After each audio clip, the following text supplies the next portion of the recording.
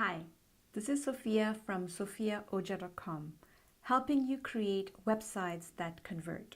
Now, what if all you needed to focus on in your business was one metric that matters? And when you focus on this one metric, it would change everything in your business for the better. Think about it. How would you do things differently if that was the case? How would you invest your time and money and efforts and focus differently if that was the case? Well, I have just decided on my one metric that matters, and it has completely changed how I invest my time, how I present myself, and how I engage in my business.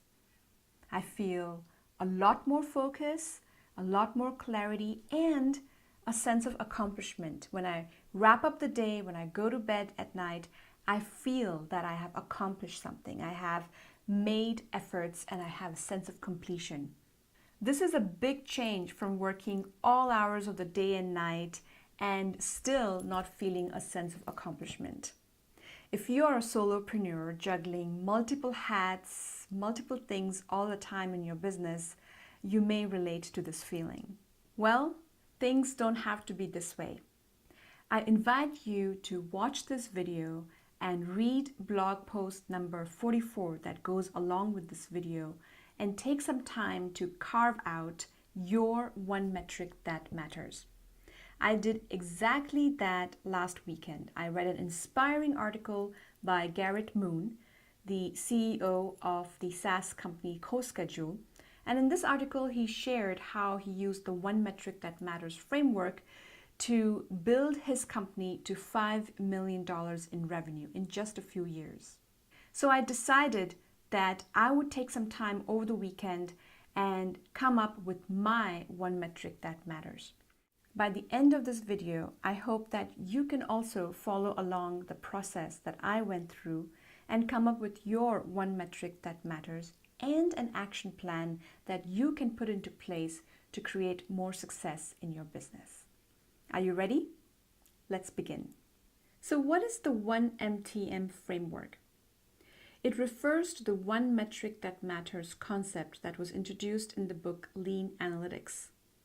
In essence, it says that you should focus on just one metric in your business that will make all the difference and make all efforts in your business just towards this one metric. Benjamin Yoskowitz, one of the authors of Lean Analytics, writes, "The one metric that matters is all about finding the right thing to track at the right time based on the type of business you're in and the stage you are at. In the literal sense, you should really only focus on one key metric at any given time. That metric will change over time and you may only focus on it for a short period of time, but try and stick to one. You may have a number of metrics that bubble into that one metric that matters." I really like this idea. I'm already following a minimalist lifestyle and I do believe less is more. And I have also read Gary Keller's book, The One Thing, and it has influenced many aspects of my life. But here we have a company, a real business, CoSchedule, that has taken this concept, this idea, and put it into practice to yield phenomenal success. Now this is intriguing. So what is the one metric that matters that CoSchedule focused on? Get traffic that leads to email signups. Now, I wasn't surprised to read that. As an email marketing consultant, I have seen tons of stats that emails lead to more conversion than any other marketing method. In fact, Garrett writes in his article that emails enjoy 350% more visibility than organic social messages. So would email lists become my one metric that matters? Well, I didn't want to choose that just because that's what everybody in the marketing field says. I wanted to make sure that my one metric that matters truly is the one metric that is connected with my business, is aligned with my goals and where I want to take my business down the road. So this is what I did. I took some time off on a Saturday afternoon, got my beach chair out, my pen and paper, and digged deep into what are my business goals, where I want to take my business down the road. So here's the process that I followed, and I recommend that you do too. First, take a look at your current activities in your business.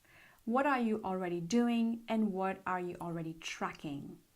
Now, if you are a solopreneur or service provider, an online business owner, then the kind of things that you may already be doing is writing proposals, acquiring new clients, working for old clients, tracking your revenue, putting out new blog articles, tracking your social media followers, tracking your email list subscribers, and many other metrics. Write those things down, list them all out, just so that you have an inventory of all the activities that you're already doing and all the metrics, all the things that you're already tracking. Second, now you need to ask yourself, what's the one thing that you can do that will make all the difference, that will make everything else easier? To figure out this question, you first have to ask another question, and that is, what are your goals? What is it that you're working towards right now, currently in your business, and what is it that you want to build it to in the future? So for example, in my business, I want to create leveraged income with online courses, digital products, live workshops, and I want to work one-to-one with my clients, helping them build websites that convert, helping them set up email marketing and content marketing strategies in their business.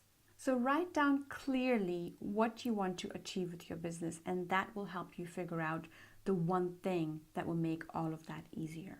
Third, look at the current offers that you have in your business. What are the services that you already offer? What are the digital products that you have in place?